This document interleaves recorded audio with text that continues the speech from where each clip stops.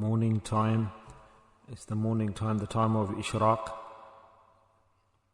Sunrise is the time for the acceptance of du'as. There are some times that Allah subhanahu wa ta'ala has kept specifically, especially for His mercy, like the third part of the night. After that, we have this time in the morning of the time of Ishraq.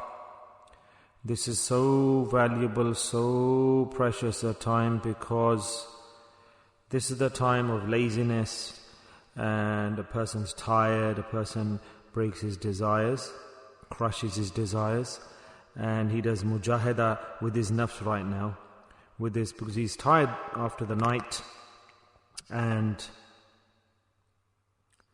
the nafs is forcing the person to, because they're tired, the person will be tired and lazy.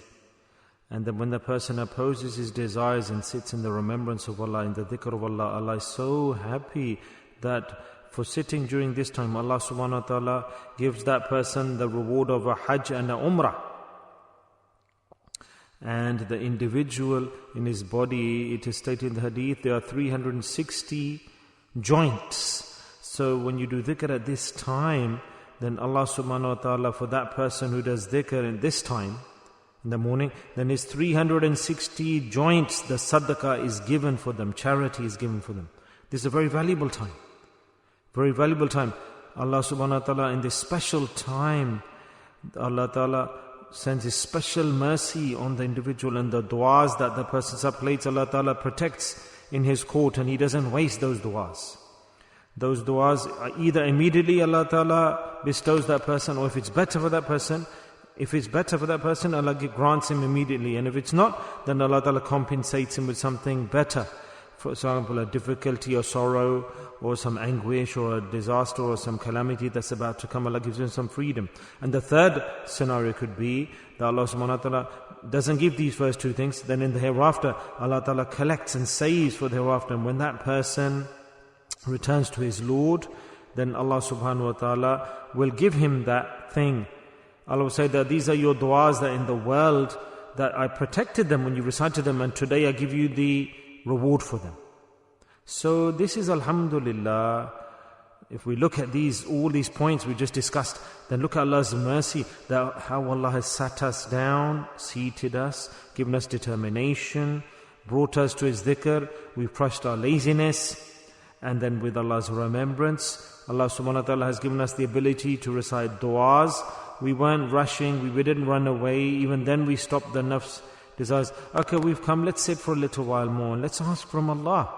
Doesn't matter how much laziness you're experiencing now and tiredness, but if you do the dua, then that dua will be useful for you.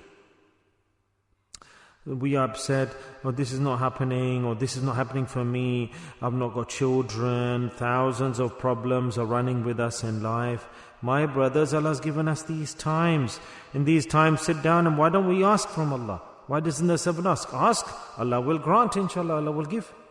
But Allah gives at that time according to His decision, His choice. We should definitely ask, the human being should definitely ask from Allah. Allah Ta'ala loves those who ask Him, that this servant of mine believes in me, that I am His Lord, and He's asking from me. Those who don't have yaqeen, certainty, the sign of those people is that they don't ask Allah enough. With a broken heart they ask, they don't have any hope, they don't have any belief that it's going to be accepted by Allah or listened to by Allah. We should have full yaqeen when we do dua. There's no other place where I can go to ask. We should have this belief. There's no other path, there's no other solution, there's no door through where I can attain this. So why don't I emphasize and put effort in this and make Allah happy and ask Allah for my need?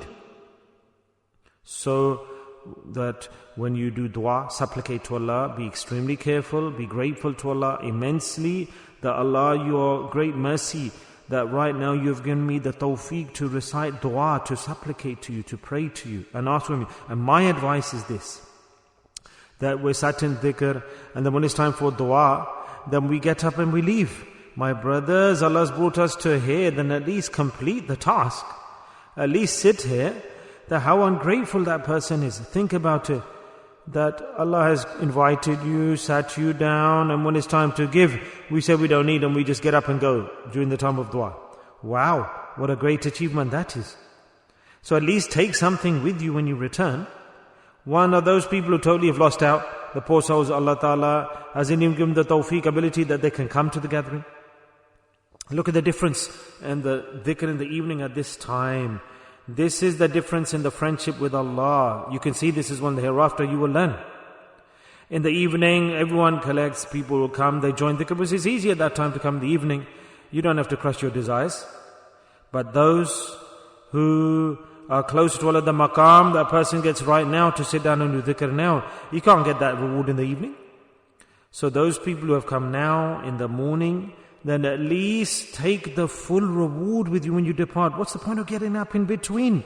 That if there's something extremely forceful that's forcing you to leave due to sleep and laziness and getting up due to tiredness, I think this is something extremely sad, and it's a great act of ungratefulness. Allahu Akbar. And those brothers also do dua, those poor souls who they've been given the tawfiq to do because they don't come just due to laziness, no other reason. Yesterday, Allah gives them, for example, tomorrow, what if they're faced with that scene that they can't even leave their bed, they can't get up? Then tell me how sad it will be that Allah Ta'ala has finished them off completely, they can't even come anymore. Or if Allah Ta'ala flips their hearts, turns their hearts, that they're not even capable, that they want to even feel like sitting in the dhikr wala. These are punishments then of Allah subhanahu wa ta'ala.